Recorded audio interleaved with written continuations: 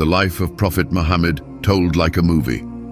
In the heart of the Arabian Peninsula, nestled among arid mountains and sun-baked sands, lay the ancient city of Mecca, a place of merchants, mystics, and tribal power.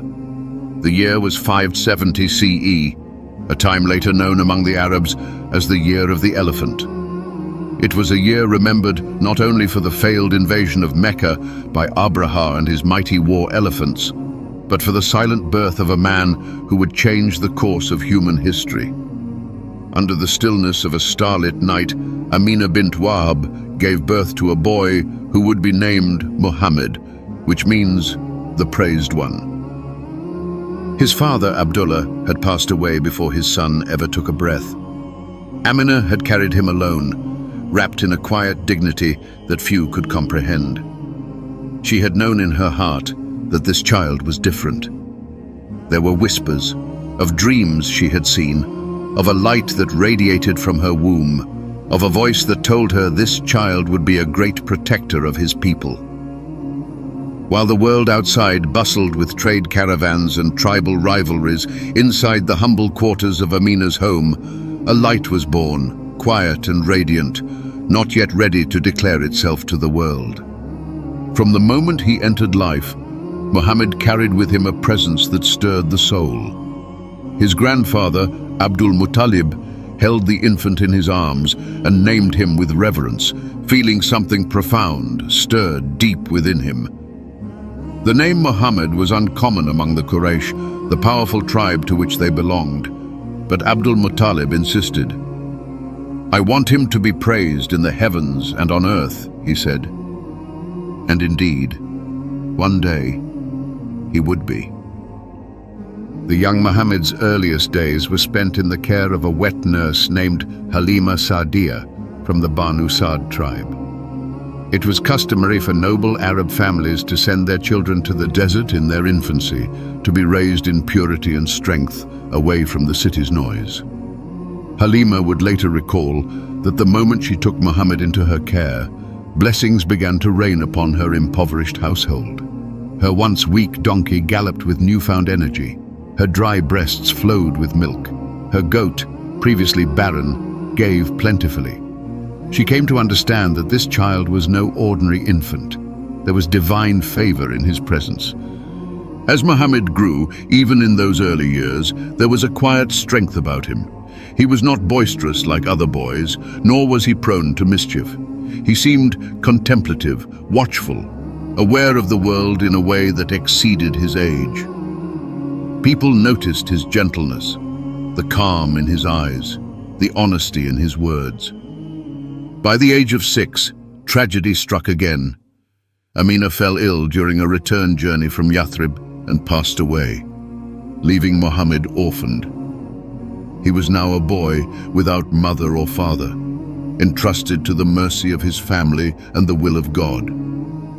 His grandfather, Abdul Muttalib, took him in once more, embracing the boy with fierce love and protection. But fate, unrelenting in its trials, soon called Abdul Muttalib to the grave. Now 8 years old, Muhammad was passed into the care of his uncle, Abu Talib, a man of modest means but deep loyalty. Despite his poverty, Abu Talib raised Muhammad with unwavering devotion, protecting him from harm and giving him the shelter of love and security. As Muhammad matured, the people of Mecca began to recognize something extraordinary about the boy. In a city steeped in polytheism, where tribal allegiance and material wealth defined status, Muhammad stood apart. He spoke little but listened deeply. He worked humbly, tending sheep and later joining his uncle on trade caravans, experiencing the wider world and watching closely the character of those he met. He never bowed before idols, he never uttered a lie. And though still a youth, he carried himself with a nobility that inspired trust. There were moments when travelers and sages would look into the eyes of the boy and pause, as if sensing an echo of prophecies long held in their hearts. He did not yet know the full weight of his destiny, but it had begun to stir within him. The boy who had lost everything, his father, his mother, his grandfather, had never lost his grace. And in the silence of his trials, the foundation was being laid for a message that would soon shake empires, awaken hearts, and forever change the world. This was no ordinary birth. It was the arrival of mercy, clothed in humility, destined to illuminate the darkest corners of the earth. The desert had waited long enough. The final prophet had come. The sun blazed over the city of Mecca, casting long shadows through the narrow streets where merchants shouted their wares and caravans came and went with the rhythm of the desert. Among the bustling trade routes and sacred traditions stood a young man, tall and modest, with a presence so steady it seemed to quiet the chaos around him. His name was Muhammad, and though he was not yet a prophet, his reputation had already begun to stretch beyond the borders of his tribe. In a city where deceit was common and ambition often clouded judgment, Muhammad was known by a title that needed no explanation: Al-Amin, the trustworthy. From a young age, Muhammad had worked to support his family, tending sheep in the rocky hills outside Mecca. The solitude of the desert shaped him, offering moments of reflection and insight. It was in those quiet hours, under the vast Arabian sky, that he learned patience, resilience, and empathy. He saw how even the smallest creature was a part of something greater. When he returned to the city, these lessons remained with him, guiding his interactions with people of every station. As he entered adulthood, Muhammad began to engage in trade, a crucial part of Meccan society. But unlike many others, he did not cut corners or chase profit at the expense of ethics. When he entered the marketplace, there was no bargaining through false claims, no hidden tricks or exaggerated promises. He spoke with clarity, delivered on his word, and honored every agreement. Customers began to seek him out, not only for the goods he sold, but for the peace of mind they felt when dealing with him. His honesty became his currency, and it enriched him in ways gold never could. There were times when others tried to take advantage of his gentle nature, assuming his kindness was weakness. But Muhammad was not naive. He saw through deceit, yet chose not to repay cruelty with cruelty. He held his dignity like a shield, strong yet graceful. He was a man of few words, but when he spoke, people listened. His voice, neither harsh nor boastful, carried the weight of truth and the warmth of sincerity. In a society driven by pride and power, his humility stood as a quiet rebellion. Despite his growing success, Muhammad remained deeply grounded. He never mocked the poor, nor did he elevate himself above others. He sat with orphans and strangers, shared meals with the needy, and walked alongside slaves and merchants alike. His life was not built in palaces or decorated with excess, but in the hearts of those who trusted him. Even those who disagreed with his views respected his character. To them, he was a rare soul, untainted by the moral decay that surrounded him. The elders of Mecca began to turn to him in moments of dispute. His judgment was fair, his mind clear, and his heart free from bias. When a conflict arose over who would place the sacred black stone during the reconstruction of the Kaaba, it was Muhammad who was chosen to resolve it. With wisdom beyond his years, he proposed a solution that satisfied every tribe and preserved the fragile peace of the city. At that moment, even the proudest chieftains acknowledged that this young man possessed a kind of leadership that could not be bought or inherited. He lived with a quiet strength, working in the shadows of mountains and the folds of everyday life, yet leaving footprints of integrity wherever he walked. Muhammad's honesty was not an act, but a reflection of his soul, transparent, unwavering, and deeply rooted in something unseen but profoundly felt. Though he had not yet received revelation, those who truly observed him could sense that his path was unlike any other. A storm was coming, not of destruction, but of truth. And the young man called Al-Amin was already walking at its center. In a world where marriages were often transactions and love was rarely spoken of with tenderness, the story of Muhammad and Khadija, unfolded like a sacred melody whispered across time. She was a woman of wealth, independence, and wisdom, respected by men and admired by women in a society that offered little to either.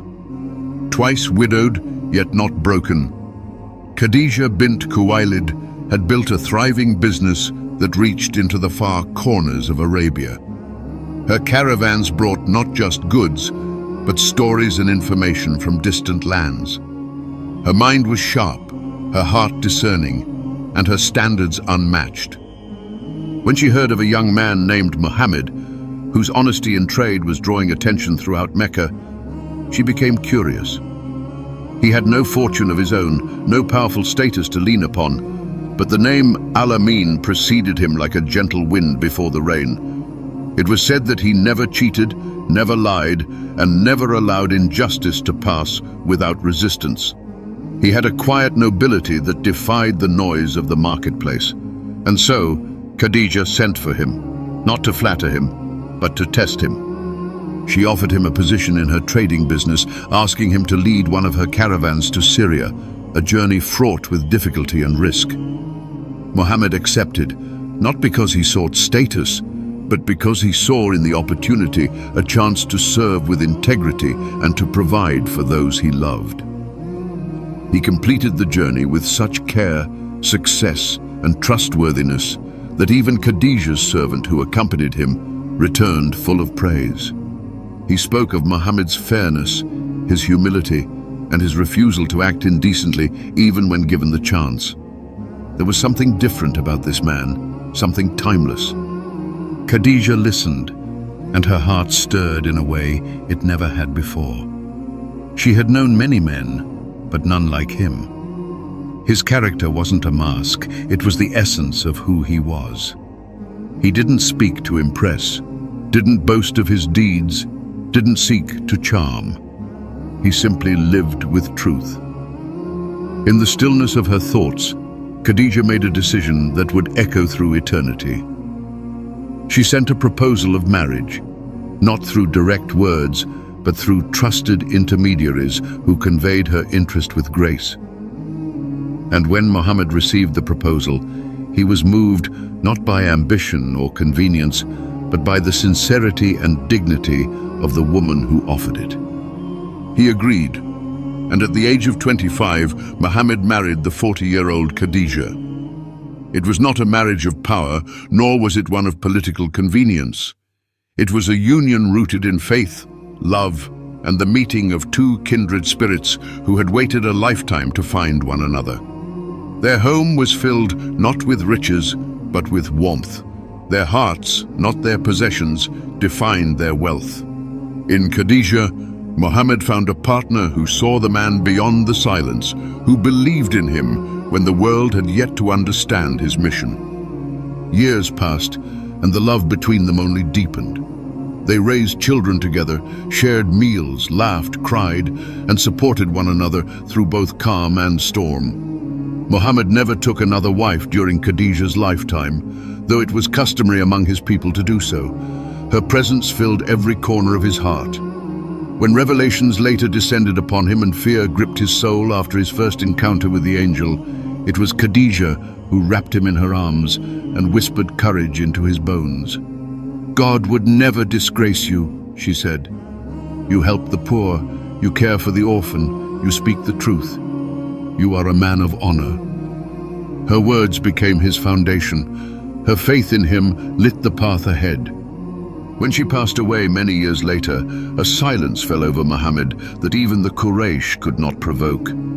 Her absence was a wound no battle could inflict.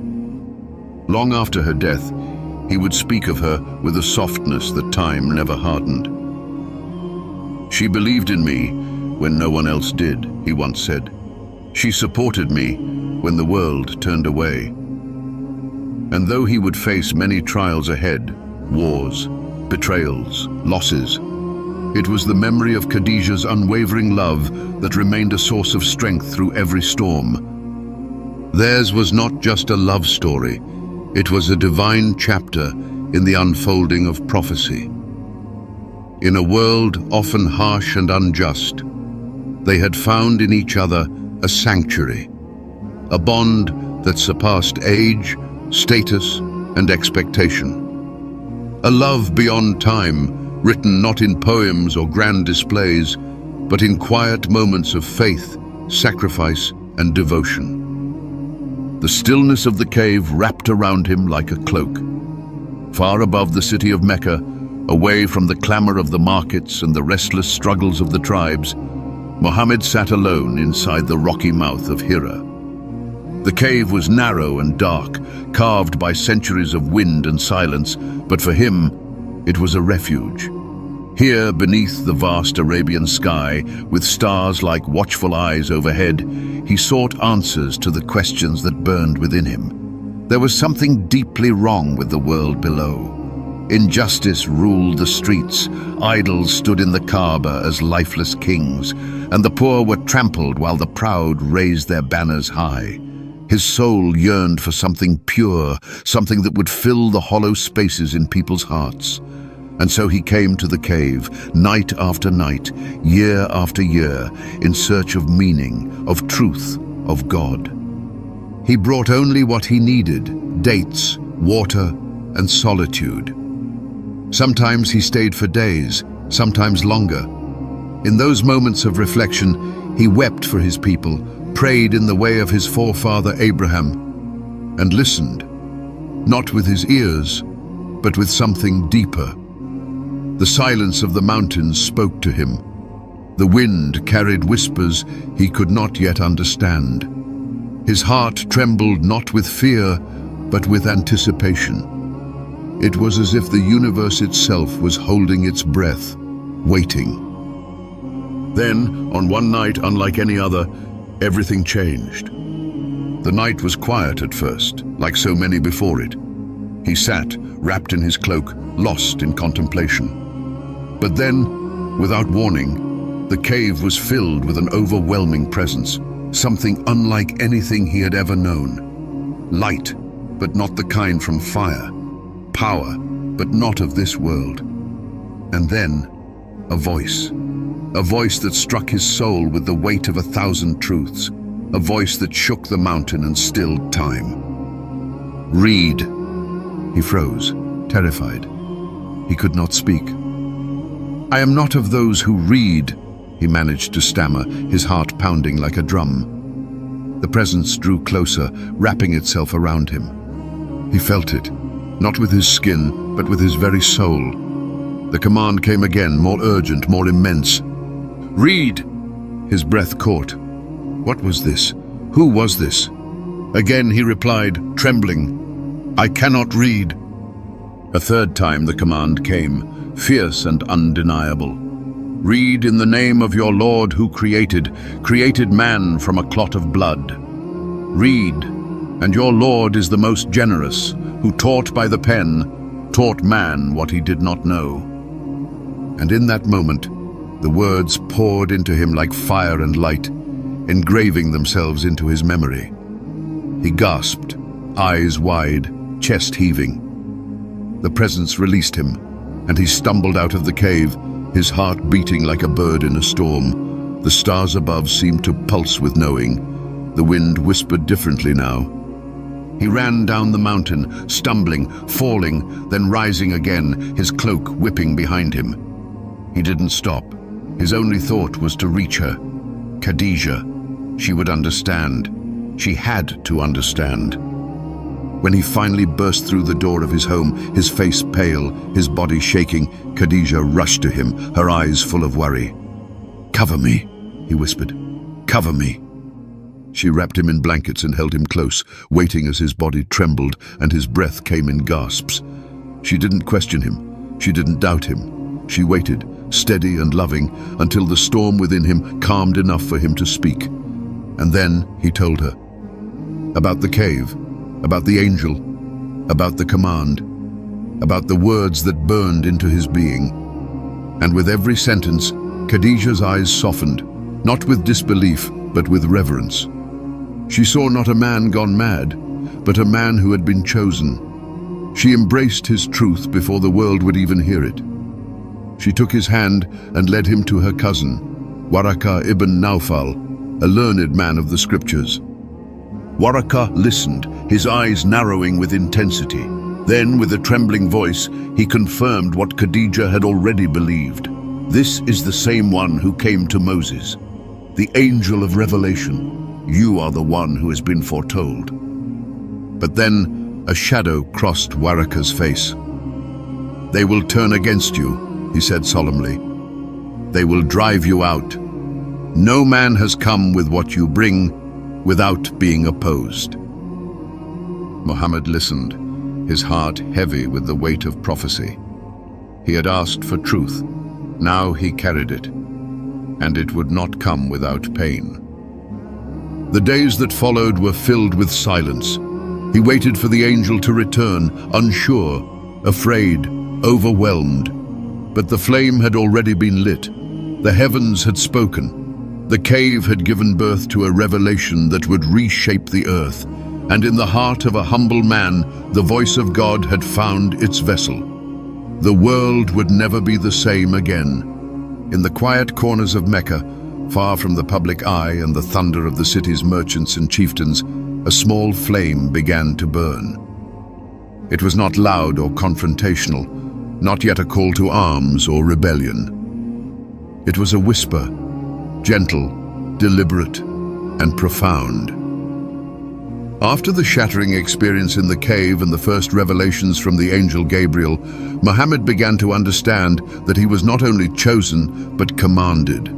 The message was not meant to be his alone. It was to be shared, but not all at once, and not yet in the open. For now, it was a secret call, one soul at a time. His heart was still adjusting to the weight of divine words.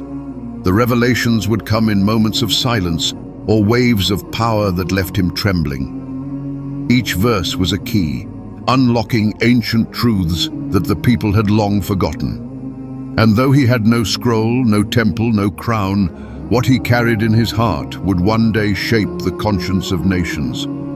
He began with those closest to him, those whose hearts were already open. Khadija, his beloved wife, was the first to believe. Her acceptance gave him strength like no other.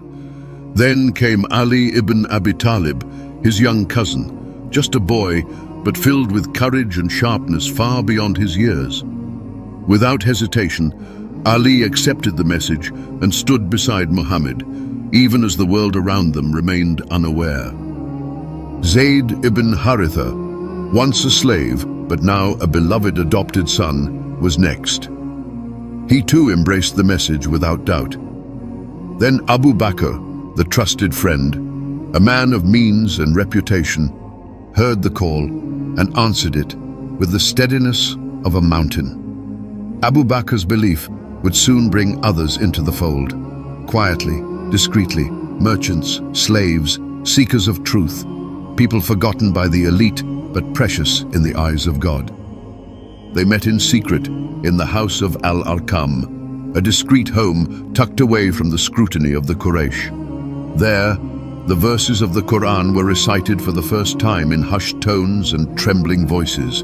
The words flowed like water, cutting through pride, greed, and despair.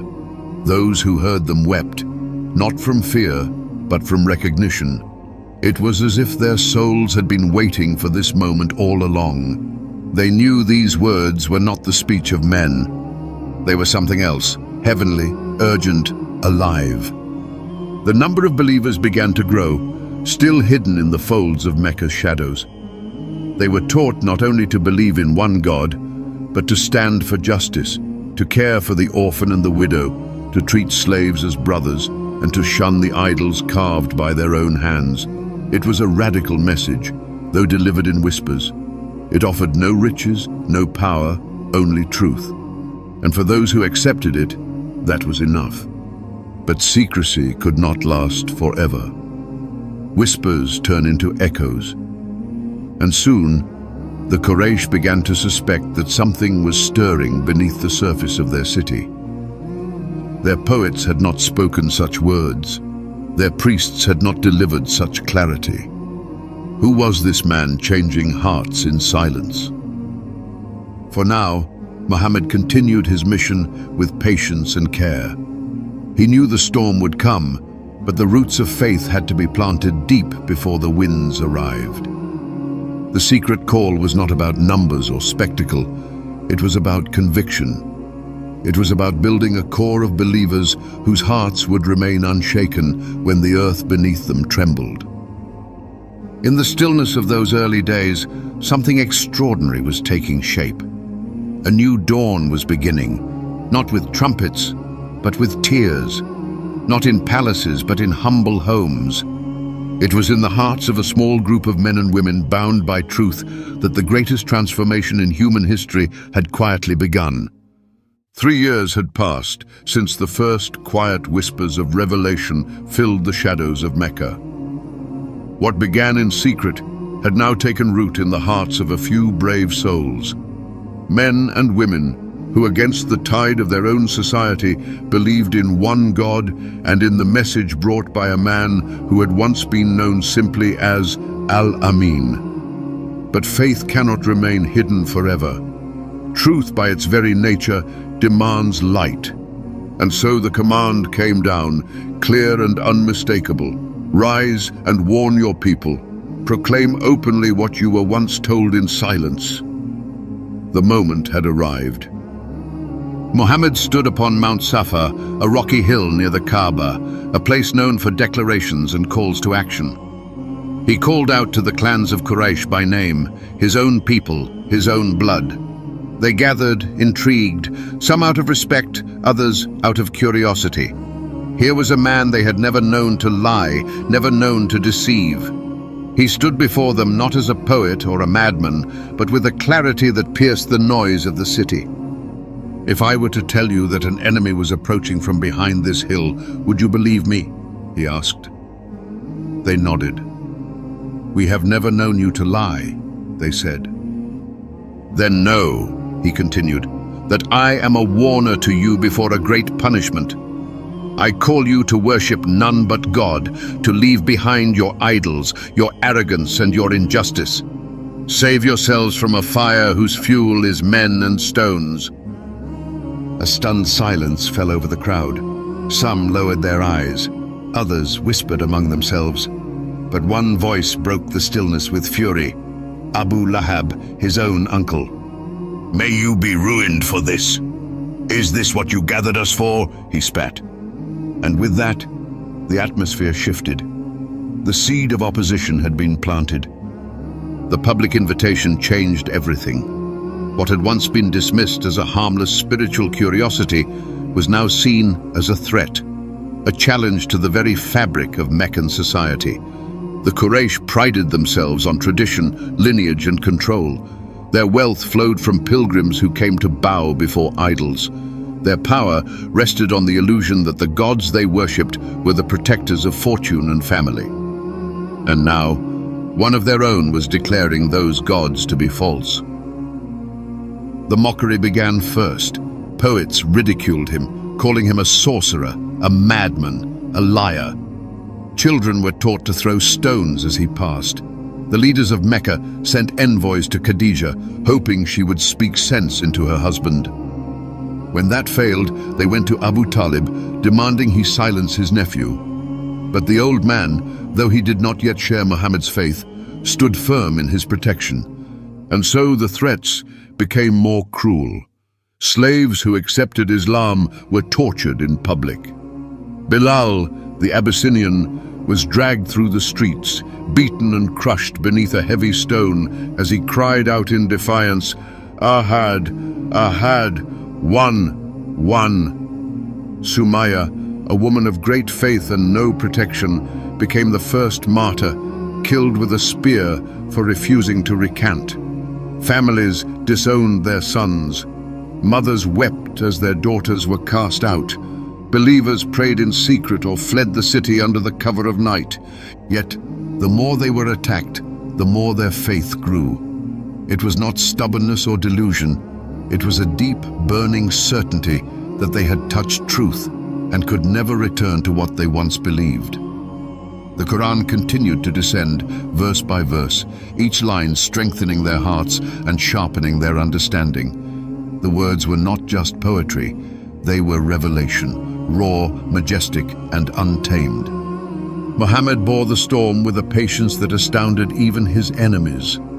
He never cursed those who cursed him, never raised his hand in retaliation. He walked the same streets, spoke with the same gentleness, prayed with the same devotion. His eyes often filled with tears, not for himself, but for those who rejected the mercy offered to them. And in the midst of rising threats and growing tension, one thing became clear.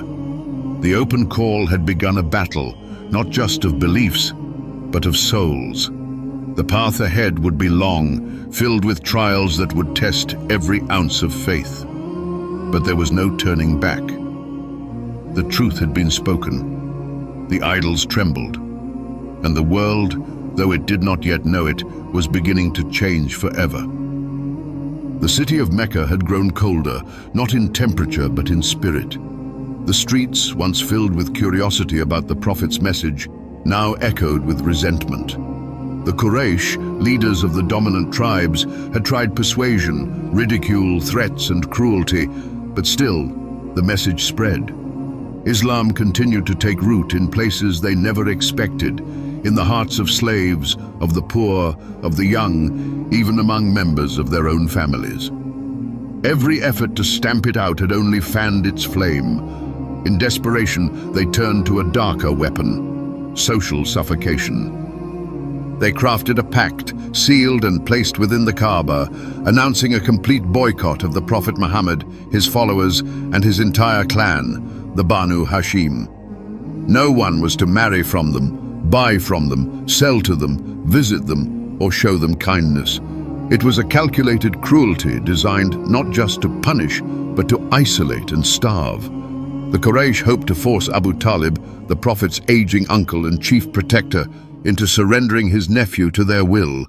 But Abu Talib refused, and with him the entire clan stood firm, even those who did not follow the new faith. Banished to the narrow valley of Abu Talib, they were surrounded on all sides by steep rock and betrayal. The scorching sun bore down by day, and the cold winds of the desert cut through the night. Food grew scarce, water even more so. The cries of children echoed through the canyon, their bellies empty, their mothers helpless. Leaves and roots were eaten to survive. Leather was boiled. Traders who tried to send supplies were intercepted or threatened. And yet, within that confinement, faith endured. The believers prayed in the darkness, whispered verses beneath the moonlight, and held each other with the strength that only purpose could offer. Outside, some among the Quraysh began to question the pact's cruelty. They saw children reduced to skin and bone, heard stories of infants dying in their mother's arms. A few brave hearts, men of conscience, began to voice their disapproval. Eventually, cracks began to form in the wall of oppression. Then, one day, the Prophet told them that the document hanging in the Kaaba had been eaten by insects, leaving only the words, "In your name, O God." The Quraysh checked and found it just as he had said. It was the final sign they could not deny. The boycott, after nearly 3 unbearable years, was broken. But the suffering had taken its toll. Just as the believers returned to their homes, worn and weary, death knocked at the Prophet's door. First came the loss of Abu Talib. The old man, who had stood like a wall between Muhammad and his enemies for over 40 years, was gone. Without him, the Prophet stood exposed. The Quraysh, who had once held back out of respect, now saw an opening. They mocked him in the streets, threw filth in his path, even attempted to harm him physically. But the greatest blow had yet to come. Only weeks after Abu Talib's passing, Khadija fell ill. Her strength had sustained them all through hunger and exile, but her body had grown thin, her face pale. Muhammad watched over her, his heart breaking in silence. This was the woman who had believed in him when no one else did. who had spent her wealth for the sake of his mission, who had held him through his fear and stood by him in every storm. He had never known love like hers, and he would never know it again. When she passed from this world, the light in his eyes dimmed. He wrapped her in the earth with his own hands, and for a long time he wept without words. That year became known as the Year of Sorrow, not just for the loss of two cherished companions, but for the shadow of loneliness that now followed him. Mecca, once his home, had become a place of pain. With every step, he was reminded of what he had lost. Yet, even in grief, he did not falter. The message still burned within him, and the mission still called. He would carry on, even if he had to walk alone. In the nights that followed, the prophet often stood in prayer, tears falling onto the stone beneath him, whispering to the one who had never abandoned him. Though the earth had grown heavy with sorrow, his eyes still looked to the heavens. And from that darkness, a new light would soon appear, one that would lift him from despair, one that would remind him that while the world below trembled, the heavens remained unshaken. But for now, he mourned, not as a prophet, but as a man, a husband, a nephew, a friend. And in his grief, the sincerity of his heart became a beacon for generations yet to come. In the midst of the prophet's sorrow, when grief still wrapped around his soul like a shroud, something miraculous happened. Something so divine, so otherworldly, that even those who believed found themselves breathless at its telling. It began not with warning or trumpet, but in the silence of the night, when the world was asleep and the heavens prepared a gift of hope. On a night like no other, as Muhammad lay in the home of his cousin, the roof seemed to split, and from above descended the archangel Gabriel, radiant and commanding. He brought with him a white, winged creature, unlike anything the prophet had seen before, called Al-Burak, a beast of celestial light and speed, larger than a donkey, smaller than a mule, with a stride that reached the farthest horizon. The prophet mounted the creature, and with Gabriel at his side, they soared into the night, faster than the blink of an eye, racing across the desert and hills, flying over cities and shadows, until they reached Jerusalem. There, in the sacred space known as Al-Aqsa, he stood among the ruins of ancient prophets.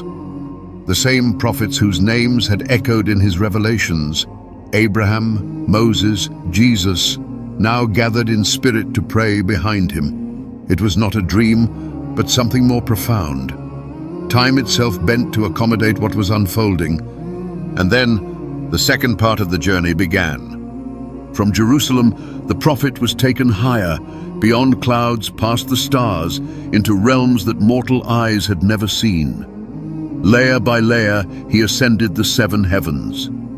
At each gate, Gabriel knocked and sought permission to enter, and at each gate, a prophet awaited. Adam greeted him in the first heaven, father of mankind, smiling with both joy and recognition. In the second, Yahya and Isa, John the Baptist and Jesus, welcomed him with brotherhood and warmth. In the third, he met Yusuf, Joseph, radiant in beauty. In the fourth stood Idris, the one lifted by God. The fifth held Harun, Aaron, and in the sixth, Musa, Moses, who wept not from envy, but from awe, knowing the ummah of Muhammad would be blessed beyond his own. And finally, in the 7th heaven, he met Abraham, leaning against the lote tree, the place where all knowledge ends, and only the Creator knows what lies beyond. It was here, in a realm where words fall short, that Muhammad was brought to the furthest limit, the Sidrat al-Muntaha. Beyond this point, not even Gabriel could pass. "If I take one more step," Gabriel said, "I would burn." And so the prophet went alone. In that moment, he stood before the presence of the Almighty. There were no eyes that saw, no ears that heard, no tongue that could fully describe what passed between them. But from this divine meeting came one of the greatest gifts ever given to humanity, the 5 daily prayers. Originally 50, they were reduced upon Moses' advice and the prophet's repeated return until they became 5, with the reward of 50. The descent was just as swift as the journey upward. Within the same night, the prophet returned to Mecca. He awoke in his bed, but his heart had traveled through the very fabric of the cosmos. When he told the people what had happened, most of them laughed. Some clapped their hands in disbelief. "You went to Jerusalem and came back in a single night?" they mocked. "Even our best caravan takes weeks." But Abu Bakr, upon hearing the tale, said without hesitation, "If he said it, then it is true." From that day on, he became known as As-Siddiq, the truthful one. For the prophet, the night journey was more than a miracle. It was a turning point.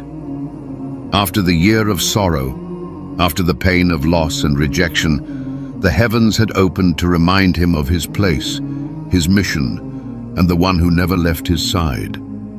It was reassurance that his journey was not in vain, that his footsteps, though burdened, were guided, and that beyond every hardship awaited a closeness to God that no grief could ever diminish. The night had not just brought a miracle, it had brought the prophet a glimpse of eternity. The hostility in Mecca had grown unbearable. With each passing day, the prophet and his followers faced mounting pressure, ridicule, and persecution. The boycott may have ended, but the bitterness remained. His message of monotheism threatened the very foundation upon which the Quraysh had built their pride and power. Though his patience endured and his compassion never wavered, it was clear that Mecca, the city of his birth, was becoming a place that could no longer offer refuge to the truth he carried. Still, he continued to preach, continued to call people to a higher path, even when they turned away or raised their fists in anger. In this storm of rejection, something unexpected happened. During the pilgrimage season, when tribes from across Arabia came to Mecca, the prophet would seek out strangers in the tents outside the city, inviting them to listen to the message of Islam. Most dismissed him, some insulted him, but one small group listened. They were from a city to the north, a place of date palms and fertile valleys known as Yathrib. Unlike the Quraysh, these men were not steeped in arrogance or idolatry. They were people wounded by tribal warfare, exhausted by generations of bloodshed between the Aus and Khazraj clans. They had heard from the Jews who lived among them that a prophet would soon arise. When Muhammad spoke, something in their hearts stirred. They recognized the truth in his words, the peace in his voice. That first year, 6 of them embraced Islam. They returned to Yathrib as quiet believers, carrying the message back to their families. The following year, 12 returned to meet the prophet again. At a place known as Al-Aqaba, under the cover of night, they pledged themselves to him, not just as followers of faith, but as protectors. They promised not to lie, not to steal, not to kill, and to obey him in what was right. The prophet, touched by their sincerity, sent with them a teacher, Mus'ab ibn Umayr, a young man of noble origin who had once lived in luxury but now walked barefoot in service of the message. Mus'ab's efforts in Yathrib bore fruit quickly. Entire families began embracing Islam. The hearts of that city, softened by suffering and division, were opening. A third and final meeting occurred the next year. 73 men and 2 women stood in the same secret place, pledging themselves not only in belief, but in action. They vowed to defend the prophet as they would defend their own families. They invited him to come to Yathrib, to make it his home, and to find in it the safety Mecca could no longer offer. The prophet listened with deep emotion. He saw in Yathrib not just a new city, but a new beginning, a place where his message could flourish freely, where unity could be forged, where justice and faith could be established. He told his followers in Mecca, many of whom had endured years of torment, that they could now begin to migrate. Quietly, in small groups, they slipped away from the city, leaving behind homes, wealth, and memories, seeking the promise of peace. For the Prophet, however, the time had not yet come. He would wait for the command from his Lord, and the danger that still loomed in Mecca would not spare him. But in the distance beyond the scorching sands, a city waited. Yathrib, soon to be known as Medina, the city of the Prophet, was preparing to embrace its destiny. And as the sun rose each day over its palm groves, it brought with it the hope of a new chapter, one written not in secrecy and fear, but in light and mercy. The seeds of a nation were being sown, not with swords or conquest, but with faith, trust, and the simple promise of a better tomorrow. The streets of Mecca grew darker with suspicion. The Quraysh, humiliated by the growing strength of the Prophet's message and the quiet exodus of his followers to Yathrib, now called Medina, realized that time was slipping from their grasp. No matter how many times they ridiculed, attacked, or conspired, the faith of Muhammad's followers only deepened. And now, he was being invited to lead an entire city, one that would protect him and defend his cause with their lives. They knew that if he left Mecca safely, they would lose their power, their control, and perhaps even their gods. So they came together in secret, plotting a final blow that would silence him forever. The plan was cruel in its precision. They would choose a strong young man from each clan, surround his home under cover of darkness, and strike at once, each delivering a single blow so that no one tribe could be held responsible. It would be swift, and it would be decisive. They gathered their swords and took their positions outside his house as the night deepened. But within those walls, Muhammad already knew what they had planned. Revelation had come, warning him of the danger, guiding him to act. Calmly, he asked his cousin Ali to lie in his bed, covered in his green cloak, while he himself slipped away into the shadows, unnoticed by the eyes that watched from the darkness. As he walked past them, dust in hand, he recited verses from the Quran. Not one of the would-be assassins saw him leave. He made his way to the house of Abu Bakr, his closest companion, who had long been preparing for this moment. They had 2 camels ready and a skilled guide who knew the lesser-known routes through the desert. But they did not head north toward Yathrib immediately. Instead, they went south toward the rugged terrain of Mount Thor, hiding in a cave to throw off any pursuers. There, in the cool and silent darkness, they waited for 3 days while the Quraysh scoured the region in fury. Search parties moved across the desert, offering rich rewards for Muhammad's capture, dead or alive. At one point, the search came so close that the men stood just outside the cave entrance. Abu Bakr's heart tightened in fear, not for himself, but for the Prophet beside him. "If they look down, they will see us," he whispered. But the Prophet, serene in his faith, turned to him and said, "Do not grieve. Indeed, Allah is with us." And indeed, they were protected. The cave's entrance, exposed and vulnerable, had been shielded not by soldiers or weapons, but by miracles. A spider had spun a web across the opening, and a dove had built a nest nearby. The searchers, seeing the undisturbed web and the peaceful dove, assumed the cave to be empty. They turned back, unaware that the man they hunted was just a few steps away, resting in the calm embrace of divine protection. When the danger had passed, the journey resumed. The path to Medina was long and harsh, cutting through barren lands scorched by the sun and whipped by desert winds. Yet each step carried them closer to hope. Along the way, they encountered a bounty hunter named Suraka, who had heard of the reward and came with sword in hand. But each time he tried to approach, his horse stumbled and sank into the sand. Realizing he was in the presence of something greater, Suraka begged for mercy and was granted it, the prophet even promising him the bracelets of the Persian king one day. Suraka turned back, not as an enemy, but as a man transformed. At long last, the journey ended on the outskirts of Medina. Word had spread, and the people waited in anticipation. Children climbed rooftops, women lined the streets, and men filled the pathways with eager eyes. When they finally saw him, walking in with dust on his sandals and peace in his eyes, joy erupted like the first rain after a long drought. Songs were sung, voices rose in praise, and hearts overflowed. The prophet had arrived, not as a conqueror, but as a guest, a leader, and a servant of God. The Hijra was not just a migration. It was the beginning of a new era.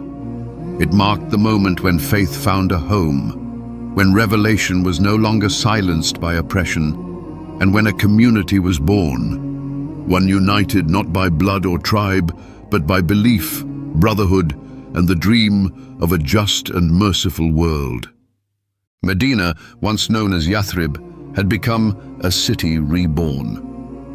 With the Prophet's arrival, the streets that had long been burdened by tribal feuds now breathed a new kind of air, one filled with hope, with structure, and with purpose. The people who had welcomed him were not merely offering shelter, they were seeking transformation. But for that transformation to take root, something more was needed than faith alone. Medina was home to many different groups. Muslim emigrants from Mecca, native converts from the AWs and Khazraj tribes, Jewish clans and others who still followed the old ways. Each had their own customs, their own grievances, their own fears. Left unattended, these differences could ignite once more into the kind of conflict that had ravaged the city for generations. Muhammad knew that unity could not be commanded, it had to be built. And so, he began the process of establishing a foundational agreement, one that would serve not just the Muslims, but the entire city. It would be more than a treaty. It would be a constitution, a covenant of coexistence. Carefully, thoughtfully, and with divine guidance, he crafted a document that would lay the groundwork for a new kind of society, one governed not by tribal vengeance or inherited power, but by justice, accountability, and shared responsibility. The Constitution of Medina, as it came to be known, declared that all inhabitants of the city, regardless of tribe or faith, were part of a single community. Each group retained its identity and autonomy, but agreed to defend the city together, to uphold mutual justice, and to resolve disputes through the Prophet's judgment.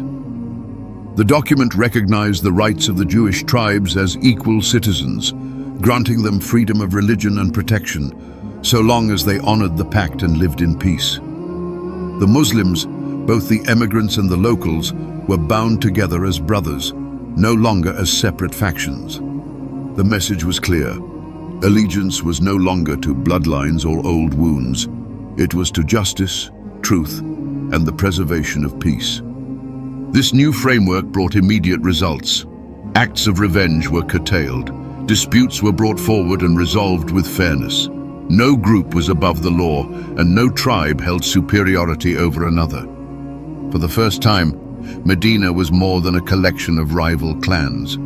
It was a community, a model for what a society could be when guided by principles rather than pride. The Prophet did not rule as a king. He walked among the people, listened to their concerns, and lived in a modest home near the mosque that he helped build with his own hands. He visited the sick, mediated quarrels, and prayed alongside those he led. His authority came not from fear, but from trust.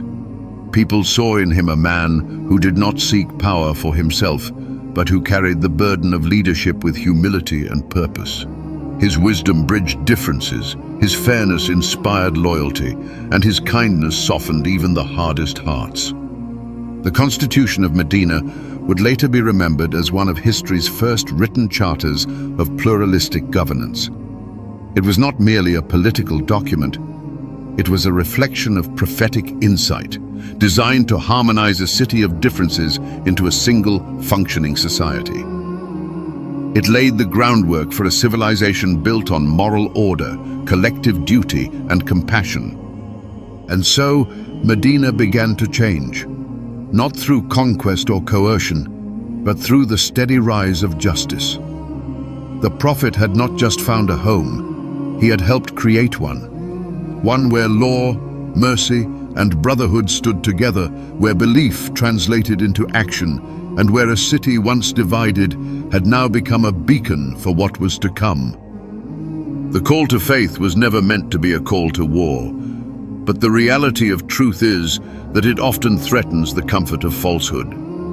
The Prophet had left Mecca in peace, but the Quraysh were not content to let him live in safety. Their pride had been wounded by his escape, and their trade threatened by his rising influence. They saw the growing Muslim community in Medina not as a neighbor, but as a danger. And so the drums of conflict began to beat, slowly at first, then louder, until the inevitable was upon them. The first battle came when the Muslims, still few in number and poorly armed, set out to intercept a Quraysh caravan. It was not an act of aggression, but a strategic effort to reclaim some of what had been stolen from them in Mecca. But the caravan escaped, and in its place, an army of 1,000 Quraysh warriors marched from Mecca, armed to the teeth and driven by vengeance. The Muslims numbered only around 300 and had only a few horses and camels between them. They camped near the wells of Badr, unsure of what the next dawn would bring. That night, the Prophet prayed under the stars, his hands raised, his voice trembling with sincerity as he begged his Lord for victory, not for his own sake, but for the future of the message. "If this small group is destroyed today," he cried, "there will be no one left to worship you on the earth." His companions, though outnumbered, stood firm. They had no illusions. They were not warriors by trade. They were farmers, merchants, refugees, but they were believers. When the sun rose over the desert, the two forces met in the sands of Badr. The battle was fierce, brief, and miraculous. Despite their weakness, the Muslims fought with a strength that seemed to come from beyond themselves. Angels, unseen by human eyes, descended upon the battlefield, and by the time the dust had settled, 70 of the Quraysh had fallen, including some of their most powerful leaders. The Muslims lost only 14. It was a victory that sent shockwaves through Arabia. The Quraysh had been humiliated. The believers rejoiced not in bloodshed, but in the confirmation that God's promise was true. But victory does not silence hatred. The Quraysh regrouped, their pride now stained with the memory of Badr. The following year, they returned with a force of 3,000, determined to crush the Prophet and erase the memory of their defeat. The Muslims met them near Mount Uhud. This time, they had grown in number, nearly 1,000 strong, and had taken strategic positions on the battlefield. The Prophet placed a group of archers on a hill, warning them never to leave their post, no matter what they saw. The battle began, and once again, the Muslims gained the upper hand. The Quraysh began to flee, and victory seemed close.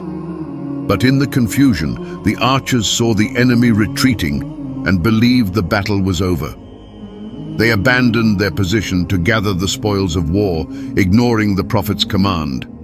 That moment of disobedience changed everything. Khalid ibn al-Walid, then a commander for the Quraysh, led a surprise cavalry attack from behind. Chaos erupted. Many Muslims were killed. The Prophet himself was injured, his face wounded, his tooth broken. Rumors spread that he had been killed, and despair gripped the hearts of the believers. But he lived. Blooded, battered, and surrounded by only a few loyal companions, he called out to his people, urging them to rally. Slowly, the Muslims regrouped, and the Quraysh, though victorious, failed to press their advantage. The battle ended in sorrow. 70 Muslims were martyred, including the Prophet's beloved uncle Hamza, whose body was mutilated in death. The lesson was bitter but clear. Victory comes with obedience, and even the smallest breach can bring great consequences. The pain of Uhud lingered, but the Muslims did not give up. Over the years, tensions simmered, alliances shifted, and threats loomed. Then came the greatest challenge yet. The Quraysh allied with other tribes and marched toward Medina with a force of 10,000 men. Their goal was simple: complete annihilation. The Muslims, vastly outnumbered, could not meet them in open combat. A new tactic was needed. At the suggestion of Salman the Persian, the Muslims dug a deep trench around the vulnerable parts of the city, a strategy unknown to Arabia at the time. The trench turned the tide. When the Quraysh arrived, they were stunned. Their cavalry could not cross. They camped outside the city for weeks, launching arrows and shouting threats. But the Muslims held their ground. The cold winds of winter cut through the camps. Food grew scarce. Tensions rose among the enemy ranks. God sent a storm so fierce that it tore through their tents and extinguished their fires. Disheartened and divided, the Confederate armies began to retreat. Not a single sword was raised in open battle that day, yet it was a victory as great as Badr. The Muslims had defended their city without losing their unity. These battles were more than clashes of swords. They were moments of truth, of faith, tested and deepened. Each one revealed the character of the Prophet, his patience, his courage, his mercy, even toward his enemies. And through it all, the Muslim community grew stronger, not just in number, but in conviction. The path of truth had never been promised to be easy, but with every trial, their hearts were forged, and the light they carried burned brighter against the darkness that tried to silence it. The city that had once cast him out ridiculed him, plotted his death, and waged war against his people, now lay ahead, its gates closed, its people waiting in anxious silence. It had been 8 years since the Prophet Muhammad left Mecca under the cover of darkness, pursued by assassins with nothing but faith and a promise. In those years, Islam had grown from a persecuted belief to a powerful movement. Medina had flourished, alliances had shifted, victories had come. Yet, never once had the Prophet sought vengeance. His heart, even in strength, still longed for peace. The conquest of Mecca did not begin with swords, but with a treaty. 2 years earlier, at Hudaybiyah, the Prophet had signed a 10-year truce with the Quraysh. Though the terms seemed unequal and many of his followers were disappointed, he accepted them with patience, knowing that peace would open doors that battle never could. And it did. In that period of calm, people saw Islam not through the lens of conflict, but through the beauty of its teachings. Hundreds embraced the faith. The Quran continued to descend and the community grew. But the peace was not to last. One of the Quraysh's allies violated the treaty by attacking a tribe allied with the Muslims. Blood was spilled in the night, and the cries of betrayal reached Medina. The Prophet sent a message to the Quraysh, giving them a chance to make amends, but they refused. The treaty was broken. The time had come. Yet even now, Muhammad did not seek destruction. He gathered an army of 10,000 strong, men who had once been outcasts, now united, disciplined, and guided by faith. As they marched toward Mecca, they did so without arrogance. The Prophet ordered no killing, no looting, no coercion. This was not to be a conquest of pride, but a return of truth to its rightful place. They approached quietly, setting up camp just outside the city. The Quraysh, overwhelmed and unprepared, sent Abu Sufyan, their aging leader and longtime adversary of the Prophet, to negotiate. What he saw astonished him. The campfires stretched far and wide. The discipline of the Muslim army, the reverence of the soldiers, and the mercy of the man they once called a madman, it shook him. He met the Prophet, and for the first time saw not just a rival, but a man whose truth could not be denied. That night, Abu Sufyan embraced Islam. The Prophet, knowing the fear that gripped the people of Mecca, declared that anyone who entered Abu Sufyan's house or stayed in their homes or sought refuge in the Kaaba would be safe. There would be no revenge. When the gates of Mecca opened the next morning, there was no resistance. The army entered in waves, not with raised swords, but with lowered heads. The Prophet rode not as a conqueror, but in humility, his forehead touching the back of his camel in gratitude to God. The people watched from behind their doors and rooftops, waiting for punishment, expecting the worst. But instead, they saw forgiveness walking through their streets. He made his way to the Kaaba, the sacred house that had been filled with idols for centuries. With his own hands, he struck them down, reciting, "Truth has come, and falsehood has vanished. Indeed, falsehood is bound to vanish." The idols fell one by one until none remained. The Kaaba stood pure once again, as it had in the time of Abraham. Then he turned to the people of Mecca, the same ones who had insulted him, attacked him, driven him into exile. They stood before him, their faces pale, their hearts pounding. He could have ordered their deaths. No one would have stopped him. But instead, he asked, "What do you think I will do with you today?" They responded, voices shaking, "You are a noble brother, the son of a noble brother." And then, in a voice filled with mercy, he said, "I say to you what Joseph said to his brothers, no blame will be upon you today. Go, for you are free." Tears flowed. Hearts that had once been hardened by pride and hatred now softened with awe. In that single moment, more people entered Islam than ever before, not because of a sword, not because of force, but because of mercy. The Prophet had shown them a forgiveness so profound, so undeserved, that it shattered every wall of resistance. The conquest of Mecca was not a tale of war, it was the triumph of compassion. It was the return of truth to its birthplace, not with vengeance, but with grace. And it was a reminder that true power does not lie in domination, but in the ability to forgive when you have every right to punish. In the heart of Mecca, beneath the shadow of the Kaaba, the Prophet stood not as a victor, but as a servant of God, and the world was changed forever. The sun rose high over the plain of Arafat, casting its golden light upon a sea of white garments that stretched as far as the eye could see. It was the 9th day of Dhul Hijjah, in the 10th year after the migration, and the Prophet Muhammad stood before the largest gathering he had ever addressed.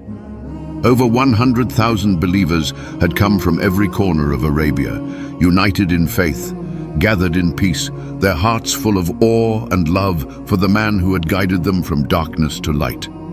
This was his final pilgrimage, and though many did not know it yet, this would be his last sermon, a farewell not only to those present, but to all generations who would follow. He stood upon his camel, Al-Qaswa, while the voices around him stilled into silence. The desert wind blew gently, and the people leaned in to hear every word. The Prophet's voice was clear, steady, and filled with solemnity.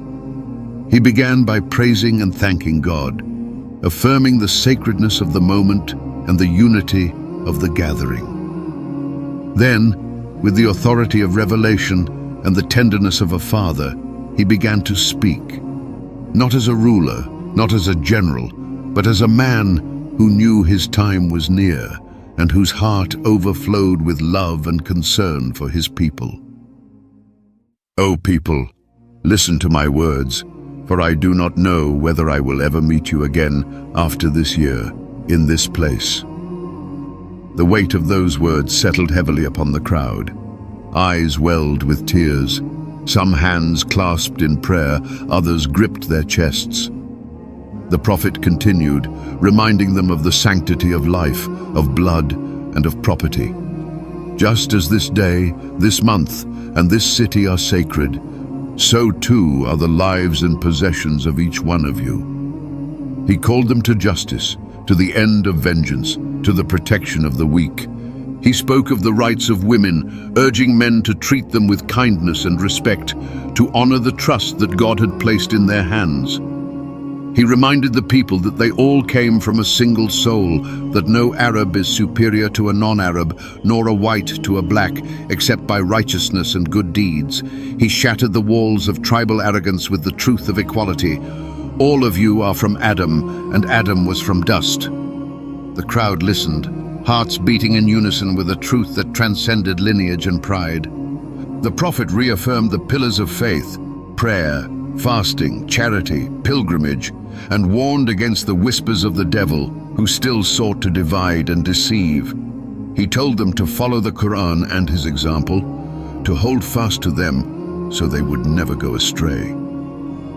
"I leave behind me two things, the Book of God and my Sunnah. If you follow them, you will never be lost." His words were not mere guidance, they were a legacy, a final trust. Then he raised his voice and asked, "Have I conveyed the message?" The crowd responded as one, "Yes, you have." And he lifted his hand to the sky and said, "O Allah, bear witness. O Allah, bear witness. O Allah, bear witness." The sun bore down, the winds whispered through the crowd, and a stillness fell, a sacred silence that would echo through history. It was here, during this farewell, that the final revelation descended. "This day I have perfected for you your religion, completed my favor upon you, and have chosen for you Islam as your religion." The mission was complete. The message had been delivered. The man who had once stood alone on Mount Safa was now surrounded by a nation of believers. The prophet looked out at them one last time, not as subjects, but as his beloved brothers and sisters. And though his body would one day leave the world, his words, his example, and his love would remain, guiding hearts across every land and every generation. In that moment, beneath the sky of Arafat, a chapter ended, but the light he had lit would never fade. The streets of Medina had grown quiet, their usual rhythm softened by an air of reverence. The Prophet Muhammad, once strong and tireless in his mission, had begun to show signs of wear. His body, which had carried the weight of revelation and the burdens of a nation, was growing frail. It was the 11th year after the migration, and though life in Medina had blossomed with peace and faith, those closest to him sensed a coming change. There was something different in the way he spoke, the way he gazed at the horizon, as if he saw something others could not. Shortly after returning from the farewell pilgrimage, the prophet fell ill. At first it was a fever, intense and consuming, and with it came waves of pain and fatigue. Yet even in sickness he continued to lead the prayers when he could, to offer guidance, to remind his companions of their duty to one another and to God. But the fever did not pass. For days he endured its burning, supported by those who loved him most. He moved from house to house, staying briefly in the homes of his wives, until finally he asked to remain in the room of Aisha, the daughter of Abu Bakr, and the wife he was closest to in his final years. There, in the simplicity of her room, with its clay walls and woven roof, the final chapter of his earthly life began. He lay upon a mattress stuffed with palm fibers, his head resting against Aisha's chest. She would later remember those days with tears in her eyes, the way his voice weakened, the way he still smiled through his pain, and the way he continued to care for others even as his strength slipped away. At times, he would rise to address the people, urging them to uphold justice, to free the oppressed, to care for the poor. "Do not turn my grave into a place of worship," he warned them. "Those before you went astray when they took the graves of their prophets as places of worship." His concern was never for himself, but for his followers. As his condition worsened, he appointed Abu Bakr to lead the prayers in his place. It was a quiet but powerful gesture, one that signaled to the community who would guide them after his departure. On one morning, just days before his passing, the Prophet gathered his remaining strength and parted the curtain from Aisha's room to watch the Muslims pray in congregation. His eyes lit up with joy at the sight. They were united, standing shoulder to shoulder, just as he had always hoped. He smiled, a smile so pure, so full of peace, that those who saw it would never forget it. It was as if he were saying, "My mission is complete." Then, the final moments came. His breaths grew shallow. Aisha held him close, and he whispered prayers between his lips. With his eyes turned toward the heavens, he spoke his last words. "With the companions of the Most High. With the companions of the Most High." And then his soul returned to its Creator. News of his death spread through Medina like a wave of silence and grief. Many refused to believe it. Umar, one of his closest companions, drew his sword and warned that anyone who claimed Muhammad was dead would be struck down. But Abu Bakr, calm and resolute, stood before the people and spoke the words that would steady a trembling nation. "Whoever worshipped Muhammad, know that Muhammad is dead. But whoever worships Allah, Allah is ever living, never dies." The Prophet's body was washed and wrapped in white cloth by those who had loved him in life and would honor him in death. He was buried in the very room where he passed, in the heart of the city he had built with faith, patience, and love. No monument was erected, no golden tomb or towering shrine, just the quiet resting place of a man who had changed the world, not with wealth or weapons, but with truth, mercy, and unwavering devotion to his Lord. And though he was no longer among them, his presence never left. In the recitation of the Quran, in the prayers of the faithful, in the echoes of justice, and in every heart that followed his path, the light of Muhammad lived on. His return to the Creator was not an end, but the beginning of a legacy that would stretch beyond centuries and borders, a light that would never be extinguished. The Prophet was gone, yet it felt as though he had never left. His footsteps no longer echoed through the streets of Medina, but his presence was still felt in every corner. In the way people greeted one another with peace, in the tears that fell during prayer, in the kindness shown to strangers, the justice upheld in every decision, and the love that bound the community together. His companions, though heartbroken, rose to carry the mission forward, not as mere followers of a man, but as torchbearers of a light that had been entrusted to them.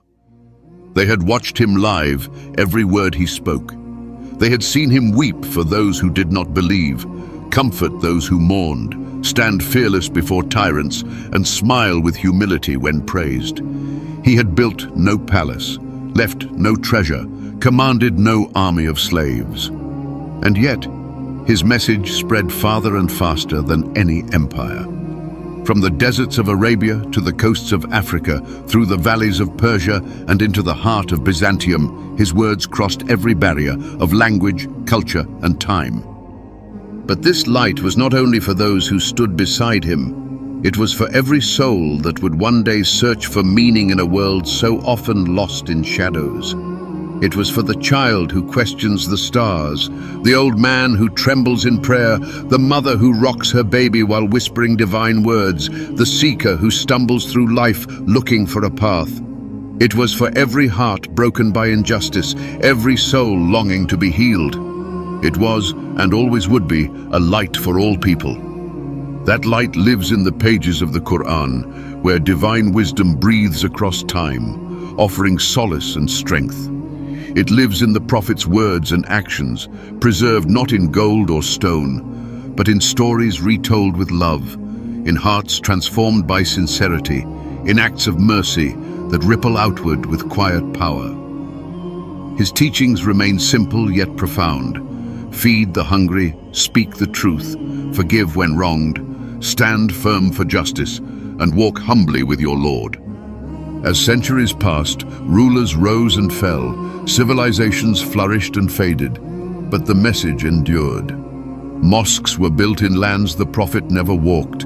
The call to prayer echoed in tongues he never spoke, and millions of hearts bowed in the direction of a city that once tried to silence him. Yet, even now, his name is whispered by the lips of the faithful more times in a single day than perhaps any in history. Not out of habit, but out of love. And that love continues to guide. It teaches people how to treat others with dignity, how to turn pain into patience, and how to transform fear into faith.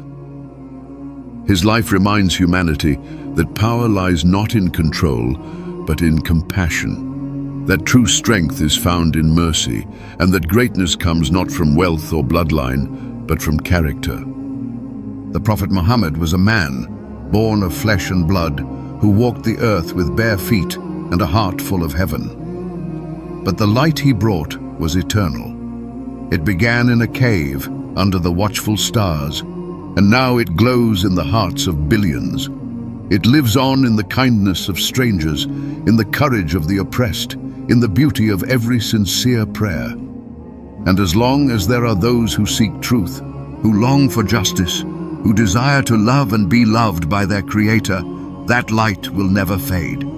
It will burn soft and strong from age to age, calling all who hear it to rise, to reflect, to return, to the one who sent him, and to the message that still whispers across the sands of time: peace, mercy, and light.